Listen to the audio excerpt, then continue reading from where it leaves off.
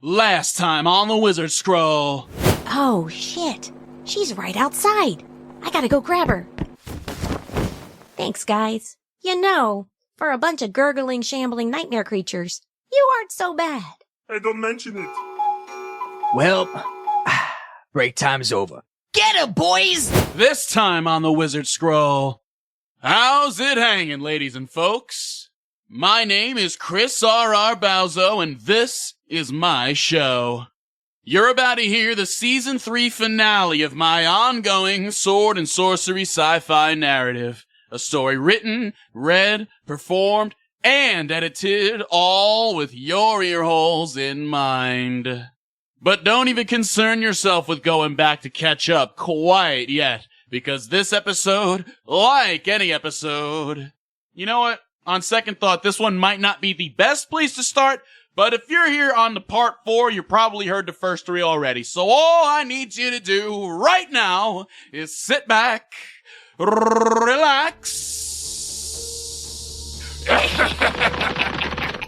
and allow me to unfurl the motherfucking Wizard Scroll.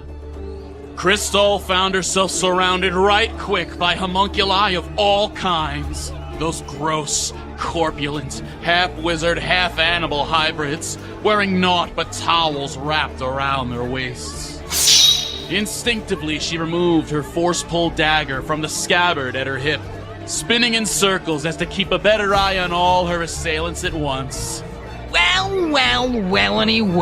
Looks like we got ourselves an intruder among us. You know what that means, boys? Not one step. If any of you little fuckers move, I'm gonna start making Swiss cheese out of all of you, right? I got 2 eyes and a whole lot of eye lasers, and I ain't afraid to use them. Hey, that bitch just broke the chandelier. Good thinking with the net gun, Jericho. Now she can't fight back. You monsters! Let me go, I swear to Goblin Jesus, if you do anything to me... Shut up, bitch! Ah! All right, boys, now let's all get dressed and take our new prisoner to a cell. Oh, that's okay then. Freeze, dirtbags! Scar! Well, some more! If it isn't our Coach Scarlet in the flesh! See, guys, I told you it didn't... I'm dying.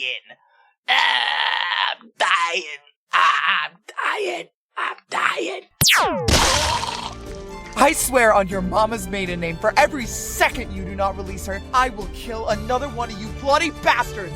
One! All right, fine. Now would you please stop? You two, untie her now. Now the rest of you get the fuck out of here before anyone realizes those were my last 2 shots. Scar! Oh, thank goodness you're all right. And thank you for saving me. Oh, babe, you know I always got your back. Wait a minute. Didn't she say she ran out of ammo? Run! I know the way. Follow me.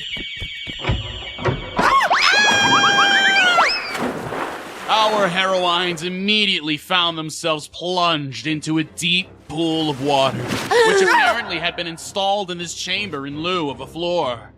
And let me tell you, it was so deep that neither the elf nor the huntress could see the bottom. All they saw was the inky black darkness beckoning to them from below. As they watched for a moment longer, faintly glowing yellow lights could be seen in the inky black depths, like a night sky bespeckled with stars. Except these weren't stars at all, for the lights grew brighter and closer by the second. As the darkened silhouettes those glowing yellow eyes were attached to began swimming madly in their direction. Scar, get on my back, now! What? Why? Just do it. Scarletta obeyed, straddling Krystall from behind as the elf kicked her leg so goddamn fast that a sonic boom erupted out behind her. This stunned their encroaching aquatic adversaries for a moment, just enough time for the duo to get a decent head start. But the myriad sets of glowing yellow eyes and the homunculi they were attached to soon came to their senses and set upon the intruders in their midst. They were an awful lot, those half-wizard, half-fish abominations.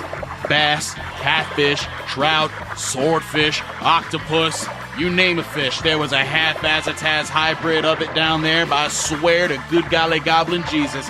And those nightmare creatures glided through the water at speeds that rivaled even the elf and her blood-stained scarf of super fast running.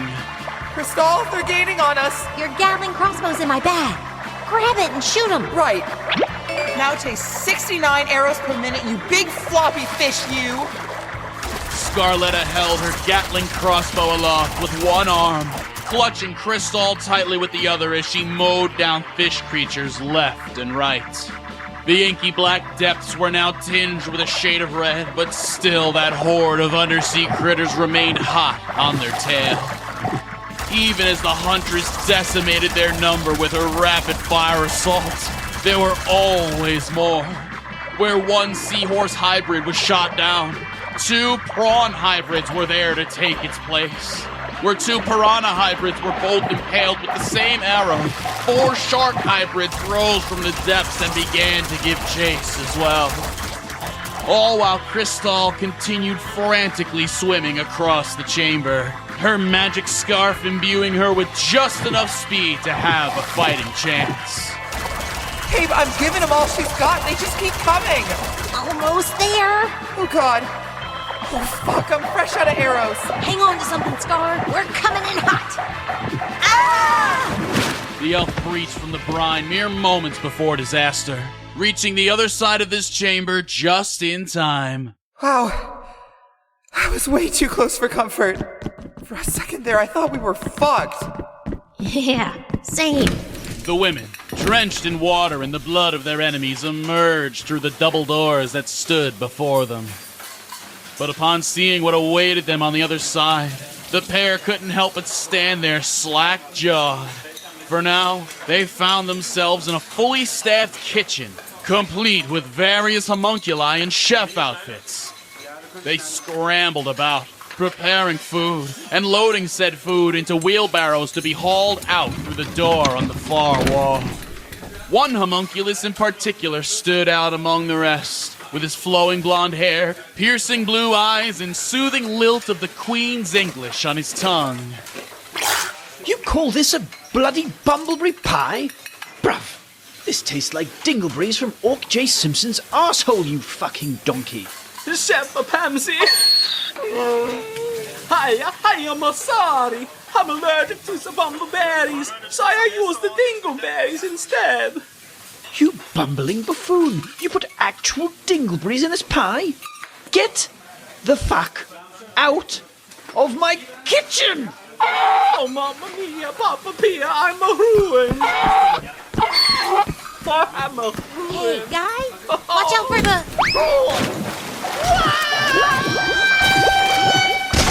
man-eating fish monsters. Come on, you snivelling tossers, look alive! Mother hungers for bumbleberry pie. We have a recipe for the love of bollocks. Now, do any of you daft punks know how to read? Because I don't. I'm surrounded by imbeciles.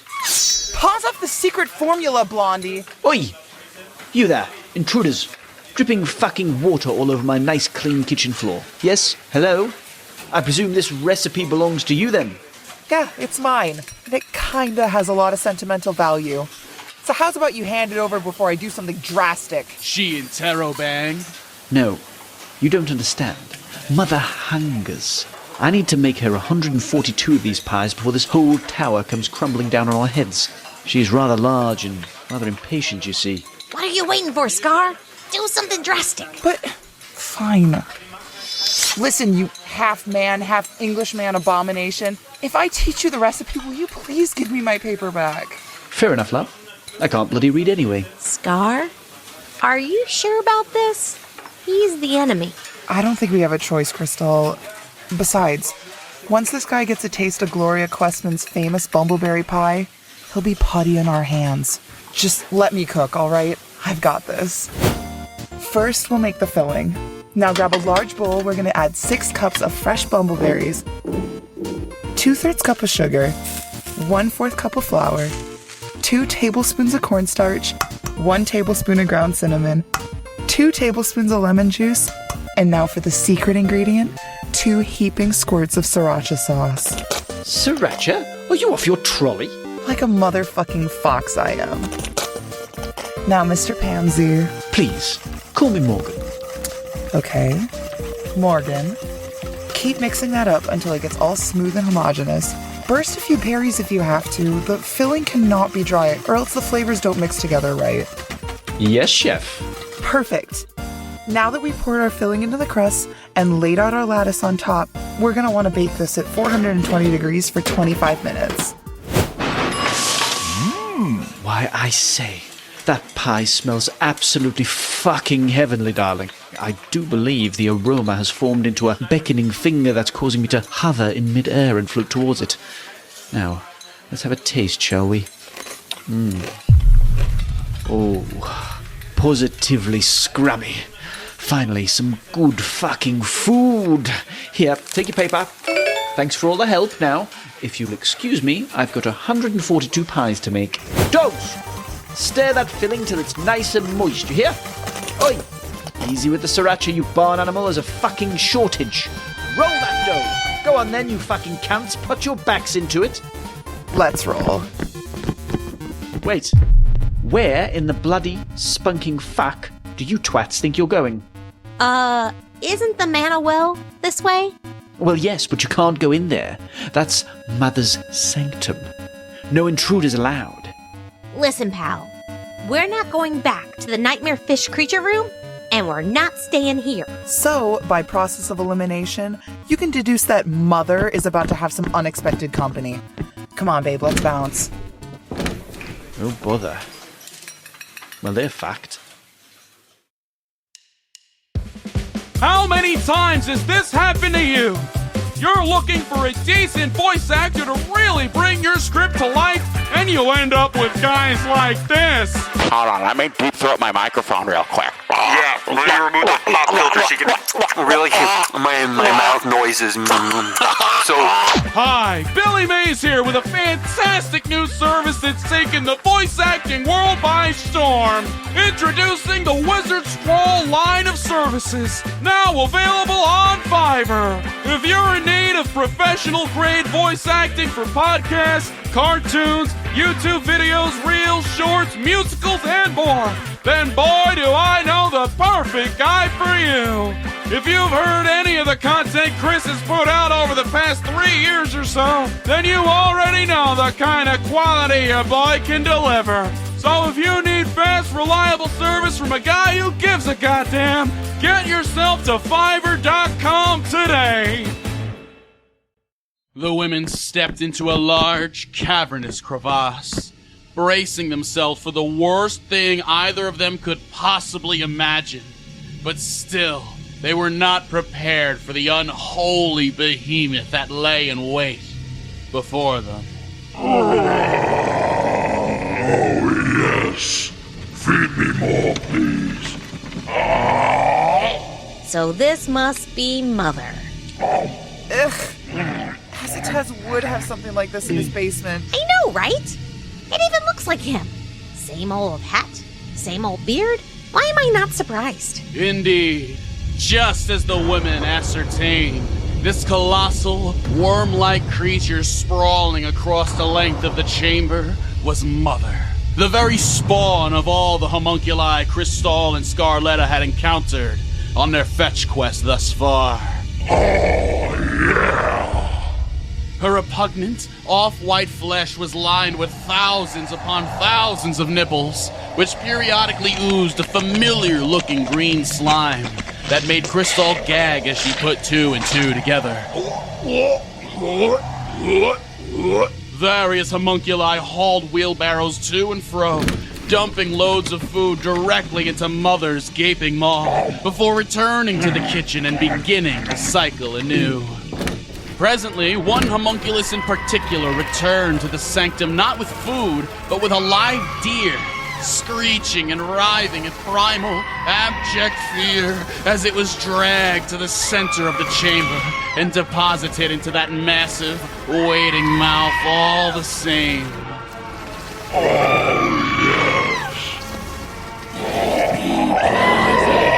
Baby brother, baby brother, baby brother, baby brother, baby brother. And lo, a new homunculus was born. A half-man, half-deer hybrid which waddled up to his mother and began suckling on the nearest available teat. Yes. Get your manna straight from the source, my child. Now, boys. Yes, mother. Feed me an owl next. I want to make an owl baby. Sheesh. She's a huge bitch. Oh! Intruders! In my sanctum! More likely than you'd think. Seize them! Motherfucking Mother's minions cast their wheelbarrows aside and set upon the intrepid intruders in their midst. Dozens of the abominations now stood in standoff as the perilous pair pressed their backs together and brandished their weapons of choice. With no more mana, arrows, or plasma bullets at their disposal, the pickings were slim. But the elf still had her laser eyes and her trusty force pole dagger, and the huntress her recently acquired scimitar. Krystall, I've got an idea. You see all the mana coming out of that thing's teats, right? Ugh, don't remind me. Wait, you're thinking what I'm thinking, aren't you? What are you waiting for, my children? Attack! In a series of choreographed motions so quick that they'd make your mama say, "Oh, heck no, I didn't know they made flying elves now." Scarletta launched Krystall gracefully into the air. Oh, heck no, I didn't know they made flying elves now. The elf drop-kicked her way right into the nearest homunculus's face, springboarded off and did a flip before drop-kicking into another homunculus's face.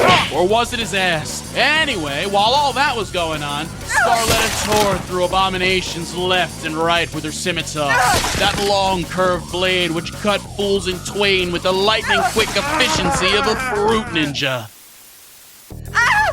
There's too many of them! But alas, there were just too many of them. The elf had successfully parkoured her way over to the center of the crevasse and was just about to take a sip from one of those oozing orifices when she turned to see Scarletta getting trampled by the nightmare creatures. So she clutched her dagger with her robot arm, pulled back and prepared to launch it in the huntress's direction. Scar, catch! Got it! Now hold on tight! Krystall braced her outstretched robot arm with her regular arm as she clenched as hard as she could, force pulling her dagger with Scarletta in tow. Damn, babe, good thinking. No problemo, fellow babe. Now cover me as I imbibe this mana. Right. Oh, what the frick frackin' fuck is going on down there? I know there ain't intruders all up in my tank right now. Boys, come on! What part of seize them don't you understand? Krystall, how's it looking down there? We've got company. 420 milliliters of mana acquired. I'm trying, okay?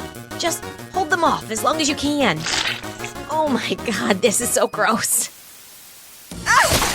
Scarletta dual-wielded her scimitar and the elf's dagger as she slashed into the encroaching homunculi once again, slicing through those half-wizard, half-animal hybrids with reckless abandon, right there in front of their mother.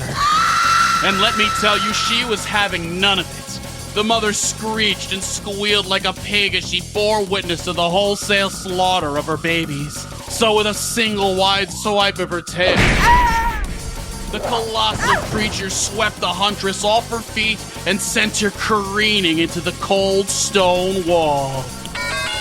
696.9 milliliters of mana acquired. Scar, are you okay? Oh! Troublesome little elf. Hey, hands off the merchandise, mother of all cretins. I didn't get my full liter yet. Oh, I like you. You look delicious. I'm going to put you in my mouth now. What? No, you don't want to eat me. I'm lactose intolerant. Krystall! Scar! Scarletta had recovered from her collision and presently charged back into the fray as she locked eyes with the elf and leapt into the air. You know what to do! Still bound in the mother's clutches, Krystall clenched once more, force pulling her dagger and the huntress attached to it straight for them. Fuck you! That's my girl you're messing with! And here came Scarletta, flying through the air with both blades brandished. Oh, what the fuck is that? Like the hurtling hot mess she was, the huntress smashed into Mother's face at a rate of approximately 69 miles per hour. More than fast enough to blast clean through to the other side of her head in an explosion of bloody brains and bits of bone, which now coated the huntress and the nearby wall in equal measure. As the remaining homunculi stood dumbfoundedly in a wide berth around their mother, unable or unwilling to retaliate until they all began melting into a green and brown slurry on the cavern floor. Oh, Mother, look what your favourite son, Morgan Pemsey, has brought you. 142 bumbleberry pies, fresh from the oven. Oh, bloody fuck. I do believe I'm melting. How dreadful. Babe, check it. A chest just manifested itself into existence over here. Hopefully my gauntlets are in there. Oh, yes, there they are. What do we have here? A book with a face? How freaky. We can have Schmo take a look at that later, but right now we need to find a way out of this godforsaken hack hole. Well, there is a door over yonder. Oh, but I didn't get my full liter of mana yet.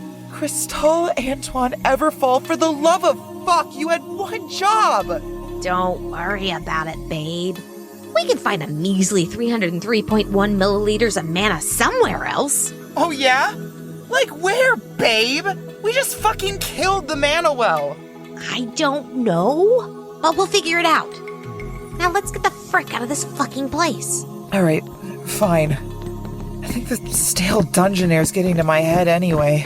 It feels like we've been down here for like 3 months, am I right? Yeah, totally. I just can't believe the Manuel turned out to be a living being. Or not. Upon entering this final chamber, Krystall and Scarletta were hit with a pair of revelations the likes of which made the women slap their foreheads in frustration. Revelation number 1.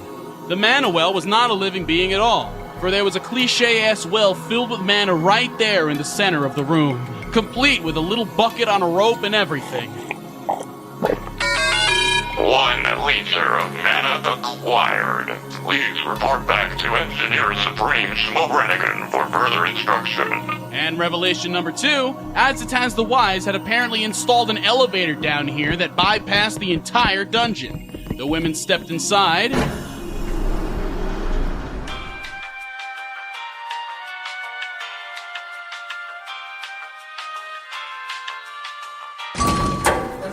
Oh, God fucking shit.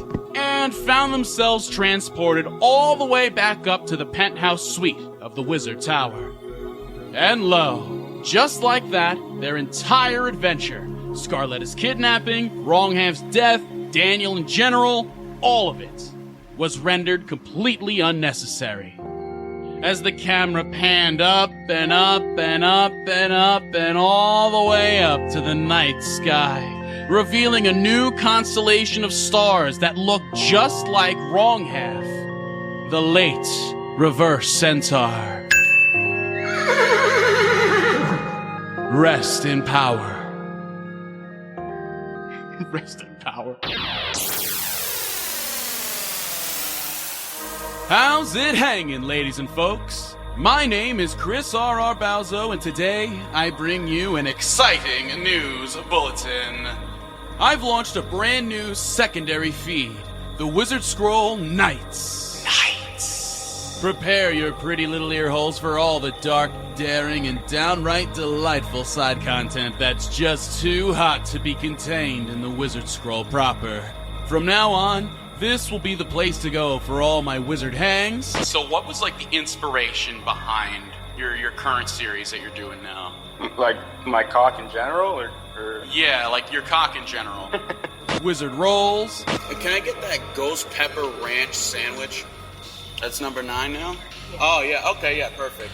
Wizards in my city. What is this jar? Well, that's normal water. It says, Gamer girl bathwater. What is this? that's normal water. And other things as well. Hello there, everybody. My name is Like Mendel, and I'm a chocoholic. I like Mendel. So don't miss out on the adventures that await ye in the moonlit alleys of the Wizard Scroll Nights. Subscribe now and thank me later, because things are about to get weird. With the monster defeated, the MacGuffin acquired, and the quest to the wizard's basement finally behind them, our perilous pair of heroines sat in the Wizard Tower's penthouse suite, admiring the view of the forest as they passed a doobie back and forth. Not gonna lie, Krystall, that whole quest was a fucking disaster. You're telling me. Poor wrong half. But hey, at least we got our mana. One step closer to our bloody vengeance against that piece of wizard shit. Oh shit, I just remembered. Azataz is dead. What?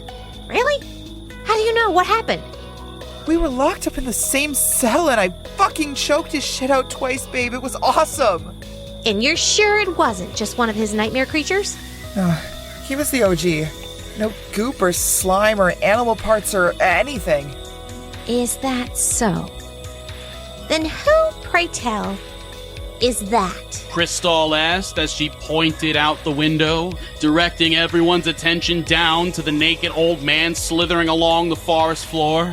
Evidently, Chopalina in Azataz's body had made her great escape from the dungeon after all. But for the women, that was neither here nor there. For when they spotted the object of their ire buck-ass nude in the clearing, they sprung to action immediately. Schmo! We're back. We've got the mana! And a guest. I say, this is quite the surprise. As it is the wise in the flesh, I'm honestly shocked that you two bothered to bring him all the way here instead of killing him on the spot. That's the thing. We did kill him like 6 or 7 times at least, but he kept magically respawning, so we tied him up instead. Is that so? Surely a master spellcaster such as this should have put up a formidable fight. Now that you mention it, yeah. So he just kind of stood there and took it for the most part. He hasn't spoken a word either. He did use a translator spell on himself at one point. Said something about a space kraken and a Freaky Friday spell, but I thought it was just a crock of orc shit. A Freaky Friday spell? Oh dear, let me have a word with him.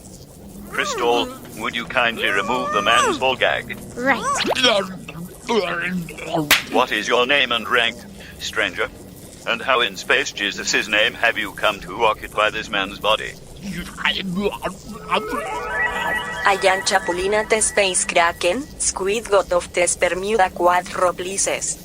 I was just been chilling in my lair, accepting an offer from some of my loyal space pirates when all of a sudden, the sacrifice started fighting back. I managed to beat the man within a centimeter of his life, but with his dying breath he fucking swapped bodies with me. After being eaten alive by my own space kraken mouth, I awoke spooning with a man named Daniel. What the fuck are you doing here? I'm naked. Oh, the horrors. The suffering. The pain I have endured. Untold, ceaseless, never-ending nightmares. I wish for nothing more than an end to this agony. I know, right? This place fucking sucks. There is literally zero space phone service here either. So, what's the deal, Schmo? Yeah, what does this all mean? It means that our target is no longer a wily old wizard, but a colossal fifth-dimensional squid god with legions of space pirates under his command. Yikes. Alright, so if this isn't Azataz, then what should we do with her? Fuck that squid bitch. It's because of her and her dastardly space pirates that I was marooned here in the first place.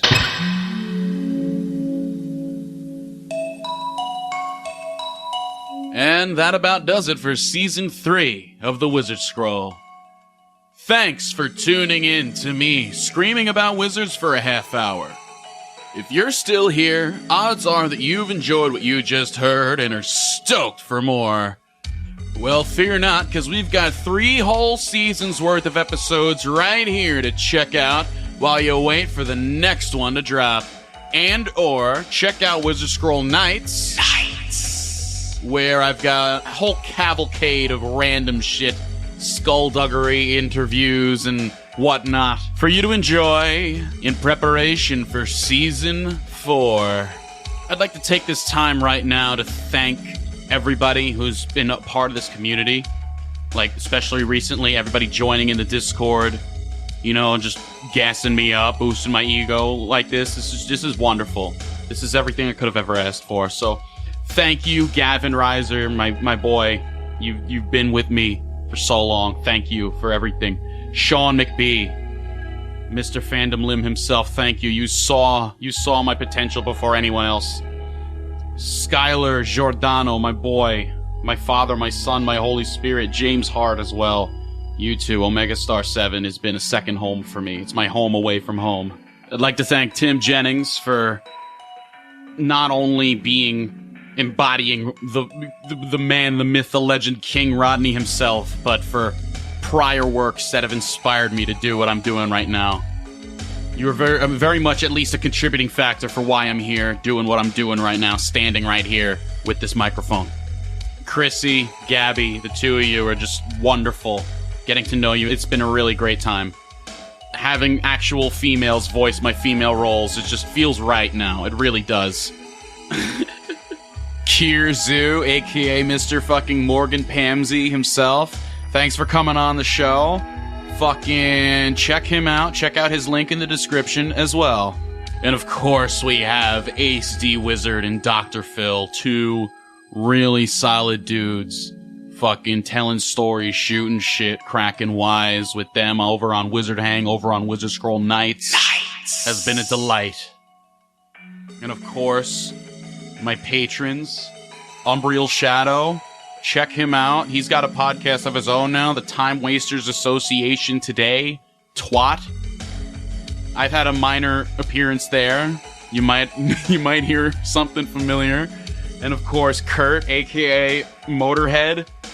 You know, I haven't talked to you much, but you know what? You seem like a real nice guy. I appreciate you giving me $4.20 a month.